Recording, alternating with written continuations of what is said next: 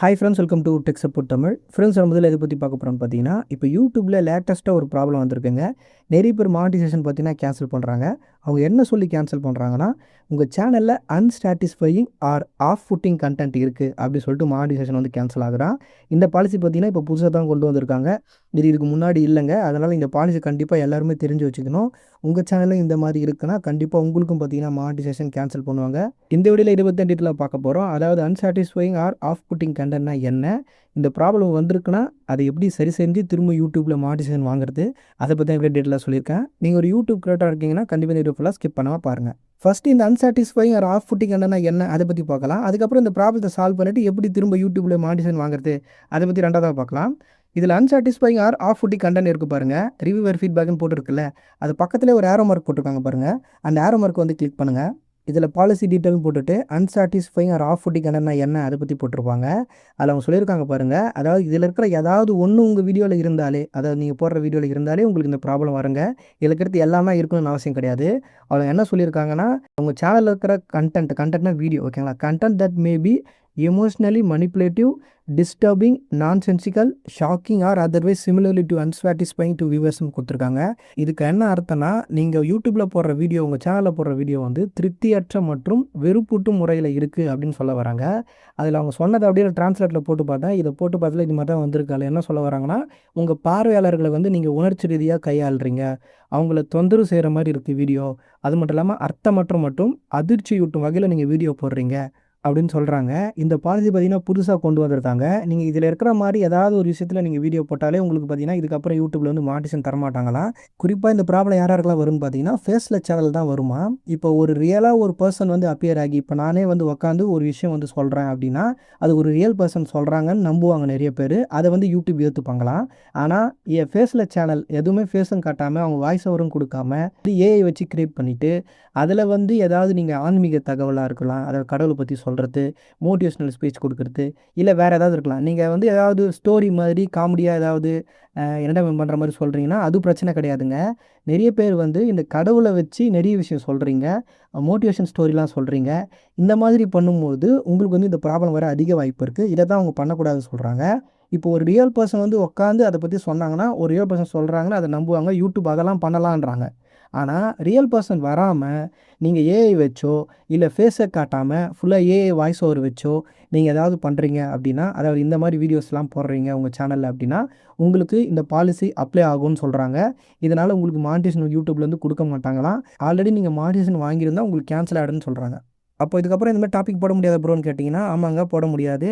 நீங்கள் குறிப்பாக வந்து ஏஐ வச்சு கிரியேட் பண்ணியிருக்கீங்க, அது வீடியோ கிரியேட் பண்ணாலும் சரி இல்லை வாய்ஸ் கொடுத்தாலும் சரி, நீங்கள் வந்து ஏஐ யூஸ்ன்ற ஆப்ஷனை வந்து எஸ் கொடுக்கணுங்க. யூடியூப்பில் நீங்கள் வீடியோ போடும்போது அதில் கேட்கும் ஏஐ யூஸ் பண்ணியிருக்கீங்களான்னு, அது வந்து எஸ் கொடுக்கணும். நீங்கள் எஸ் கொடுக்காம நோ கொடுத்து போட்டாலும் உங்களுக்கு இந்த ப்ராப்ளம் வருங்க.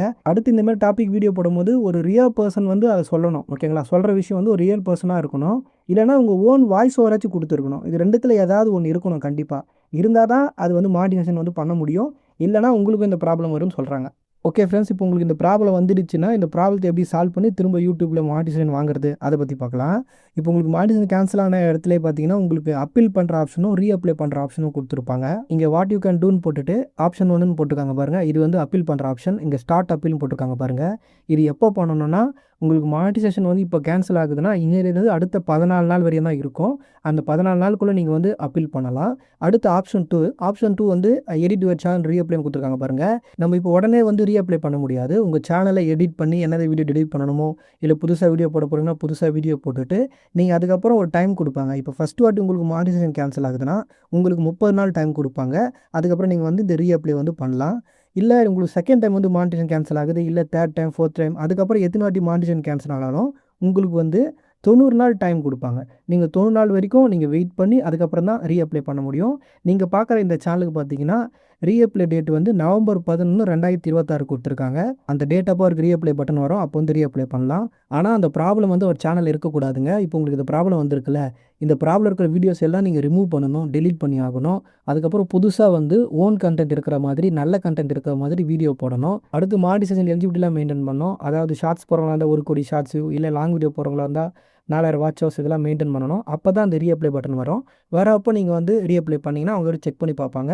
உங்கள் சேனல் எந்த ப்ராப்ளம் இல்லைனா உங்களுக்கு வந்து மானிட்டேஷன் வந்து கொடுத்துருவாங்க. ஆனால் அப்பீல் வந்து இந்த மாதிரி ரீஅப்ளை பண்ணுற மாதிரி பண்ண முடியாதுங்க. அப்பீல் பண்ணால் சில கண்டிஷன் இருக்குது. அது என்னென்னா ஃபஸ்ட்டு வந்து உங்களுக்கு மானிட்டேஷன் கேன்சல் ஆச்சு பார்த்தீங்களா, அன்னிலேருந்து நீங்கள் உங்கள் சேனல் எந்த விதமான சேஞ்சஸுமே பண்ணியிருக்கக்கூடாது.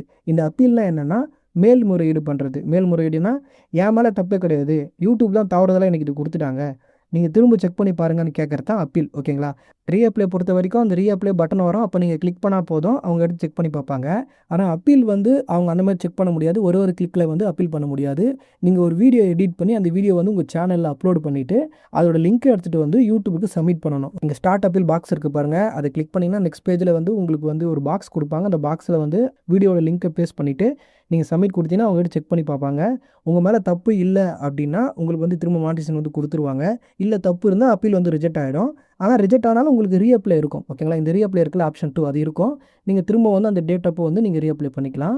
இந்த அப்பீல் வீடியோவில் என்னென்ன இருக்கணும்னா, நீங்கள் எப்படிலாம் எடிட் பண்ணுறீங்க, எப்படி உங்கள் வீடியோக்கு வந்து வாய்ஸ் ஓவர் கொடுக்குறீங்க, எங்கேருந்து எடிட் பண்ணுறீங்க, எங்கேருந்தாலும் இமேஜ் எடுக்கிறீங்க, எங்கேருந்து வீடியோ எடுக்கிறீங்க, நீங்கள் எடிட் பண்ணுறதே வந்து ஸ்க்ரீன் ரெக்கார்ட் பண்ணி அதை வந்து அதில் ஷோ பண்ணணும். இந்த மாதிரிலாம் நான் எடிட் பண்ணியிருக்கேன், என் சேனலில் வந்து இந்த மாதிரி அன்சாட்டிஸ்ஃபைங் கண்டென்ட் கிடையாது, நான் வந்து ஒரிஜினல் தான் கண்டென்ட் போடுறேன், இதெல்லாம் நீங்கள் சொல்லி அந்த வீடியோ வந்து எடிட் பண்ணணும். அப்பீல் நீங்கள் இப்படி தான் பண்ண முடியும். சாதாரணமாக ரீஅப்ளை பண்ணுற மாதிரி பண்ண முடியாது. நம்ம சேனலில் ரீயூஸ்டு கண்டென்ட்டுக்கு எப்படி அப்பீல் பண்ண நம்ம சேனலில் வீடியோ இருக்குது. உங்களுக்கு ஏதாவது டவுட் இருந்தால் அதை செக் பண்ணி பாருங்கள். ஆனால் அதில் வந்து நான் ரீயூஸ்டு கண்டென்ட் வந்து சொல்லியிருப்பேன். நீங்கள் வந்து அது அன்சாட்டிஸ்ஃபைங் கண்டென்ட்டுக்காக வந்து மாற்றிக்கணும். ஓகேங்களா? என் சேனலில் அன்சாட்டிஸ்ஃபைங் கண்டென்ட் இல்லை அந்த மாதிரி சொல்லி நீங்கள் வந்து வீடியோ பண்ணணும்.